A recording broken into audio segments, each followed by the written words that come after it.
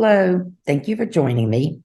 Today, I want to share a little bit about how the way you ask questions or respond to teachers' questions can positively impact their success.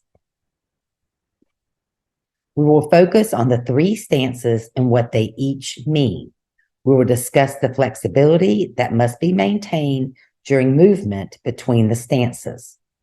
I will share some examples of how this looks in practice and provide some resources that will help you. Please consider our purpose as you listen to this recording and the examples that I will share. Your words can support or truly hinder the growth of your teacher.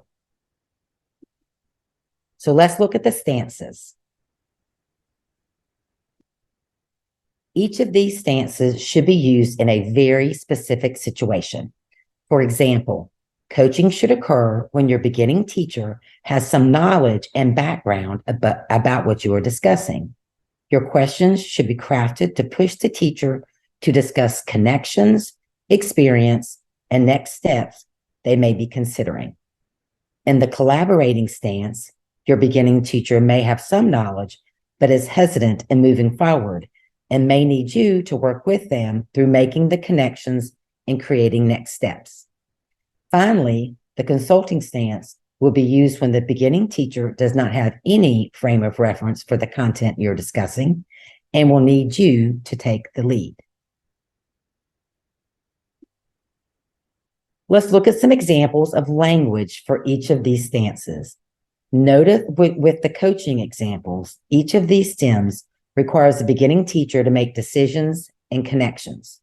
They are all open-ended and should provide think time for the beginning teacher. When in the collaborating stance, you should use language that includes less me and I and more us and we. The idea is to work side by side to identify next steps. Finally, when the beginning teacher has no background knowledge and is struggling to make sense out of what is happening, consulting language can provide the information that is lacking without coming across as directive. Consulting language always ends in the beginning teacher being able to make a choice. So let's talk about flexibility. When working with your beginning teacher through these stances, you must remain flexible. Let's investigate what that looks like. Always start a conversation in the coaching stance. Always. Ask open-ended questions that will help you identify if the beginning teacher has the knowledge and skills to move practice forward with only your supportive questions. If you find this is not true, you may need to move into the collaborating stance and work together to solve the issue. If that does not work, you may need to use a consulting stance to provide the background knowledge so they can then choose the next step to complete with your support. Anytime you can move forward or backward in the stances based on the need of the beginning teacher. Never assume you need to start in the consulting stance. This could alienate your beginning teacher and damage your relationship. So now let's look at some examples of the stances in practice. I'm going to read each example. You may even want to take a screenshot to refer to once I share the starter sentence stems. Your first grade beginning teacher is a rock star. However, she is feeling frustrated as she begins to incorporate differentiation strategies for the first time. She is incorporating strategies into her instruction, but is failing to get consistent results. Her language includes phrases like, "That strategy doesn't work. I can't figure out why," or "I want to try something new." Because this teacher is a rock star and she is trying new differentiation strategies, I would start in the coaching stance. I might start with, "Tell me exactly what you saw while attempting to use that specific strategy." Depending on the response, you may ask, "What thoughts do you have about why that may have happened?" As long as they continue to have ideas about what is happening and you continue to ask questions that move them towards a solution, you're good. If you notice them struggling and looking to you for assistance, you may need to move to the collaborating stance. So let's look at a collaborating example. Your ninth grade secondary beginning teacher is questioning the effectiveness of his classroom management skills for the first time. When he asks students to work in small groups, he loses them academically and behaviorally. He is struggling to attend to each group's needs, keep them on task, and ensure they are meeting learning goals. He is getting frustrated and he is asking for some help. Oftentimes, when a beginning teacher is becoming frustrated and really do not know what to do next, they will ask you for help. Start with collaborating and see where it goes.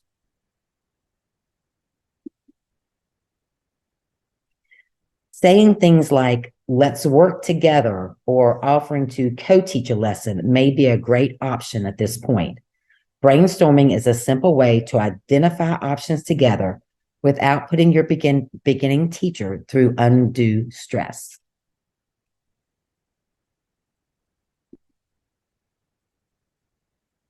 If you have been through the coaching stance, moved into the collaborating stance, and your beginning teacher is still struggling and is becoming frustrated, you may need to go into the consulting stance. Here is an example. During a meeting with your 7th grade ELA beginning teacher, Cindy, she identifies a need to focus more attention on a particular skill area for students who are struggling. You notice that none of the ideas focus on grouping or differentiated instruction. The team has identified that this needs to happen, but the teacher has no idea how to start. How might you begin your conversation? Because this has been identified as an expectation and the teacher is not aware of how to make this happen, the consulting stance is your best option.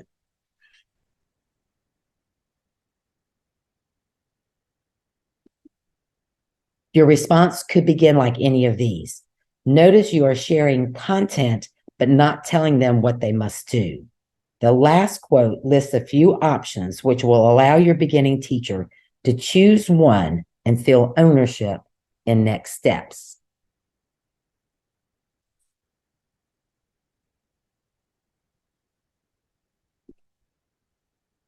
So in order to really internalize the stances, I'm providing you with some resources. Each resource will include multiple strategies that will support you in communicating with your beginning teacher. Please take a moment to take a screenshot of these bit.lys so you may access them later. Please remember your flexibility is key. Always allow your beginning teacher to keep ownership of options, even in the consulting stance. I'll give you a second to take a screenshot.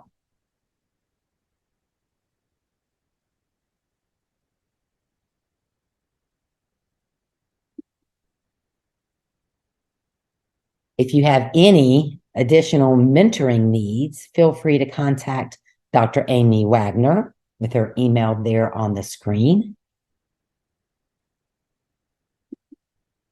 You may also contact me, Tracy Edwards, with my email there on the screen, and we can both help you work through some ideas or provide further support around coaching, if that's what you desire. I want to provide you just with a little overview of some additional opportunities that you might want to consider for your mentors specifically. Coaching versus mentoring is a short PD that you might be interested in. Star Power, also not super long. Supportive interaction is actually a day and a half, so a little bit more in-depth information there. And then a new one just coming out, Frosting Conversation to put beginning teachers on top, is also something that you might want to consider. All of these can be done within your building or remotely, with the exception of supportive interaction, which is a face-to-face class. All right, last but not least, I invite you to follow the Beginning Teacher Development and Support team on all the social media sites. You have them in front of you.